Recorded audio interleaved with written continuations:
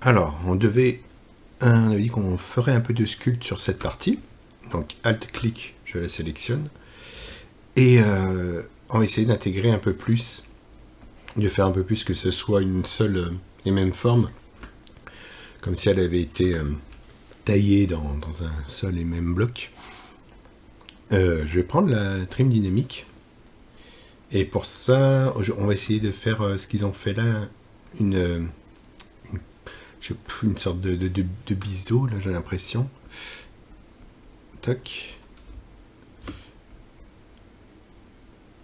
On va pouvoir, je réfléchir d'activer avec X la symétrie. Je smooth un peu quand même le bord. Et j'y vais doucement et je vais essayer on va essayer de lui faire retrouver un angle. Alors peut-être pas parfait parce que je pense pas qu'elle ait été usinée chez Bosch là. Donc si ça tremble un peu, c'est pas plus mal. Enfin, comme si c'était quelqu'un qui l'avait forgé. Toc.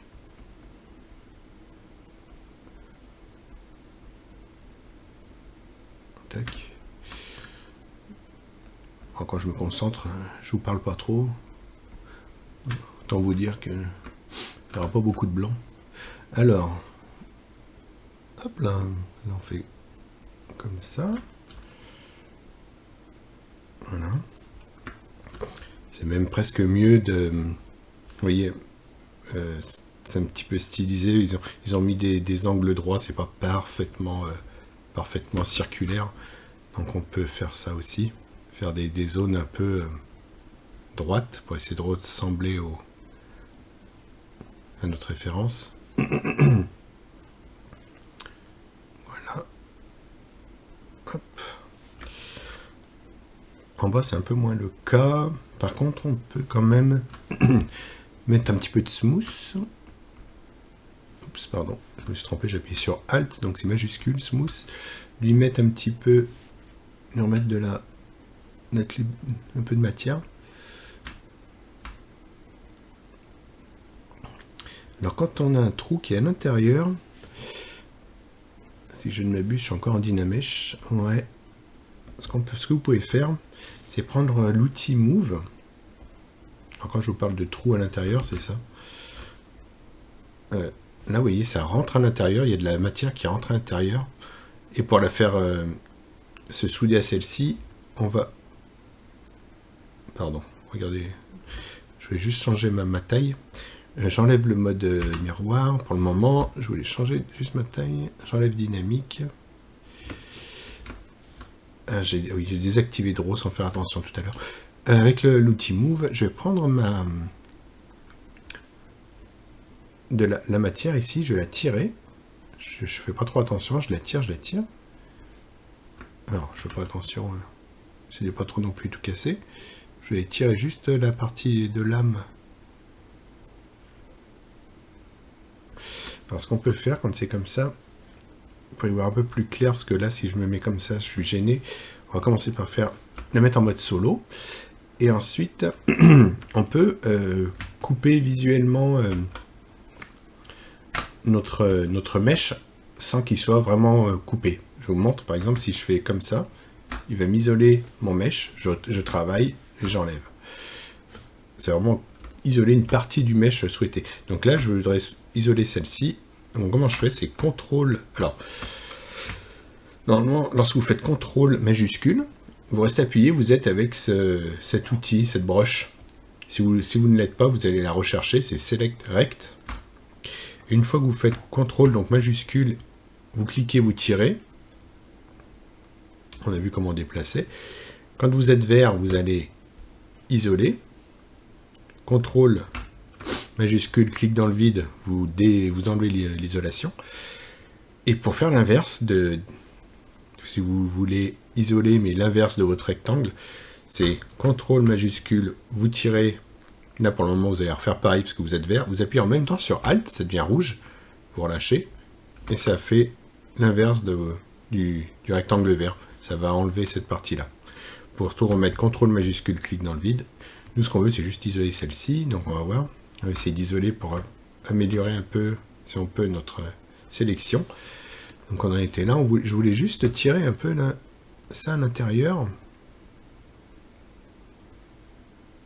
Pour voilà, faire comme ça. Et ensuite, j'annule mon mode isolation avec CTRL majuscule, clic dans le vide. Et je vais recalculer le Dynamesh en faisant CTRL, clic, je tire. Et est-ce qu'il me l'a recalculé? Alors il ne doit plus être en Dynamesh, parce qu'il ne me l'a pas calculé. Dynamesh. Dynamesh. Il n'est plus allumé. Je le rallume. Voilà, je tire. Voilà. Donc là, j'ai un peu de matière. Je vais revenir un peu de matière. Je vais continuer. Voilà. Voilà. Ça m'évitera d'avoir un trou à la place d'avoir de la matière. J'enlève le mode isolation. Voilà. Qu'est-ce qu'on faisait? Ouais, on faisait ça. Ok. Ça, on peut toujours travailler un petit peu, ça aussi, en le cassant un petit peu le bord là. Je réactive le mode symétrie avec X pour que ça fasse pareil de l'autre côté. Voilà.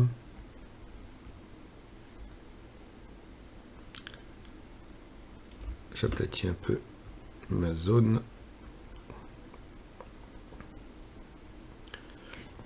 Au fur et à mesure, vous pouvez du coup rafistoler. Alors ça, je vois... Je regarde, c'est un peu... Par rapport à celui-là, c'est un peu des petits détails. Je trouve que ça va pas trop avec ce qu'on a fait jusqu'à présent. Donc, je vais faire des plus grandes zones.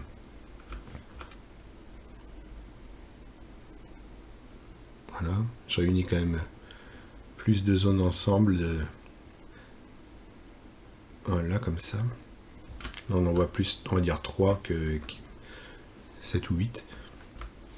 Et puis en bas, on va faire un peu la même chose. Ça va être aussi ça. Comme ça. Et la dernière. Comme celle-ci, comme ça à peu près. Smooth. Toc, toc, toc, toc.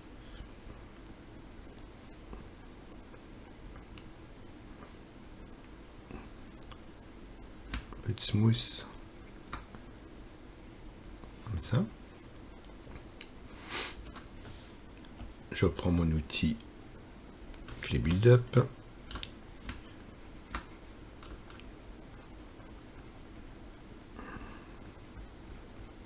Je vais en remettre un peu de matière. Je vais la smoother. On va lui faire une soudure. Là. Pas sûr que ça existait à l'époque. Après. Hop.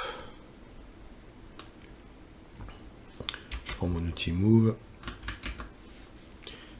Alors je vais essayer d'isoler pour voir un peu mieux ce que je fais. C'est pas facile là parce qu'on a deux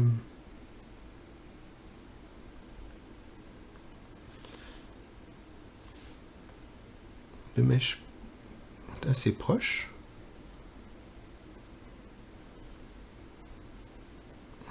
Ce serait juste de pousser.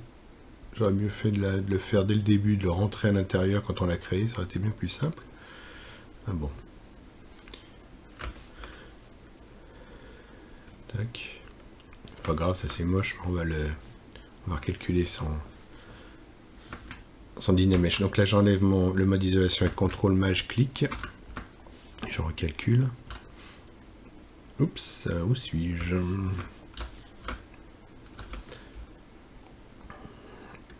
Ok, je vais le refaire combien de fois ça? Je sais pas. Tac, tac. Je smooth.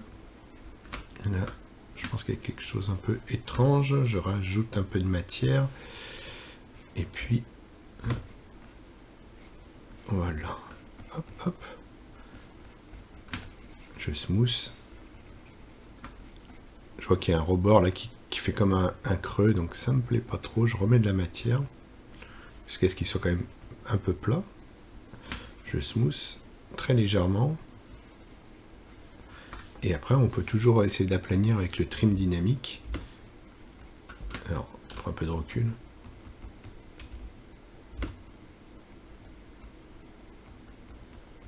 Ok. Ensuite, avec le trim dynamique, on voit qu'ils ont fait un peu des effets là, comme si c'était aplat, comme s'il y avait des aplats, que c'était pas super rond. Donc, on peut nous aussi venir marquer ces aplats de style un peu.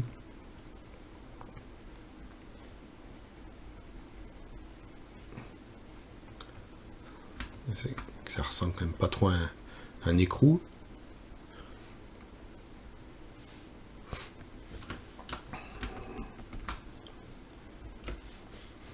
Pareil pour le haut.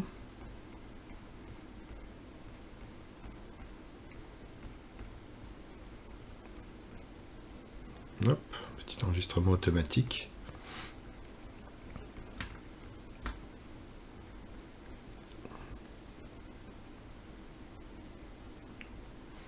Voilà.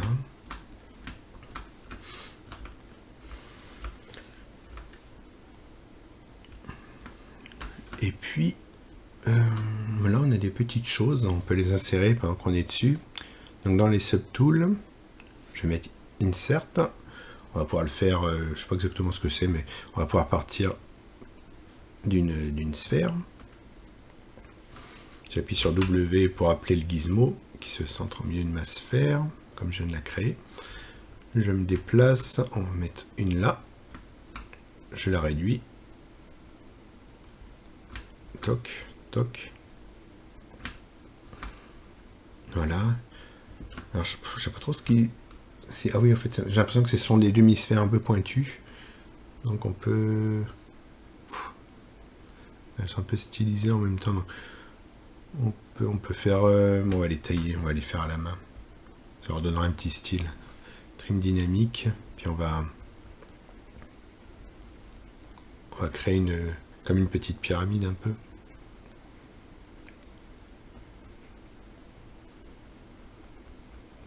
Hop. Hop. Intensité peut-être un peu forte. Hein. On va se calmer.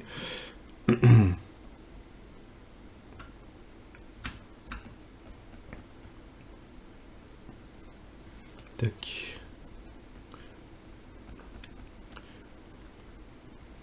Ça ressemble un peu à des clous à l'ancienne. Là, c'est pas trop pointu. Voilà, comme ça, pour commencer. On va se donner un aperçu. Ouais. Avec W, comme il n'a pas de subdivision, je vais pouvoir faire un contrôle et le descendre en bas. Alors, ce qui est intéressant, c'est que ce ne soit pas exactement les mêmes. Donc vous pouvez lui donner une rotation, histoire que l'œil fasse pas, là, il y a un copier-coller. On peut peut-être un petit peu le rétrécir. Je l'enfonce un petit peu plus, et puis peut-être le décaler. Alors, si je fais Alt, et que j'ai l'impression qu'il n'est pas... Enfin, je sais pas, j'ai l'impression, c'est qu'il n'est pas face à moi, le gizmo, vous voyez, il est tourné par là. Quand je suis sur une vue cam qui est bien fixe comme ça, là, que je choisis, j'appuie sur Alt et sur cette petite icône, et ça va venir me mettre en face cam mon gizmo. Ça va me permettre de réorienter, réajuster mon mesh. Et puis on va faire pareil pour l'arrière. Voici à l'arrière. J'enlève mon masque. Je vais faire CTRL. Je vais décaler comme ça. Je vais me mettre sur cet axe. Je vais tourner en appuyant sur majuscule pour snapper mon angle de 5 en 5, pardon. 90. Voilà. Vous voyez, maintenant, si je bouge, tous mes 4 vont bouger. Ils sont sur le même... ils sont dans le même subtool. Donc ce que je vais faire, je vais resélectionner juste mes deux. Bon, je me suis trompé, j'inverse avec clic dans le vide. Voilà. Si je veux en ajuster seulement un, je le sélectionne, j'inverse. Et voilà. Ensuite, je vais faire pareil pour ses copains. Ah, vous voyez là, il m'a tiré une partie de ce mesh, c'est que je pense que mon masque n'était pas à fond, n'était pas, vous voyez, il n'a pas tout pris, donc ça a pris une partie de celui-ci, ce que je ne veux pas, donc on va y aller à la main. Je vais juste sélectionner mes deux, moi, qui sont, il y a celui-ci, ok, et celui-là, voilà, j'inverse ma sélection, je vais faire CTRL, je le déplace, c'est mieux, ouais, c'est mieux, je le mets un peu là, et je commence à les tourner de 180. Là, je les déplace à l'arrière, je vais voir ce qu'il en est. Avec celui-ci, celui-ci, je vais recentrer mon gizmo par rapport à mes deux mèches. Et on va, voilà, les orienter un peu mieux.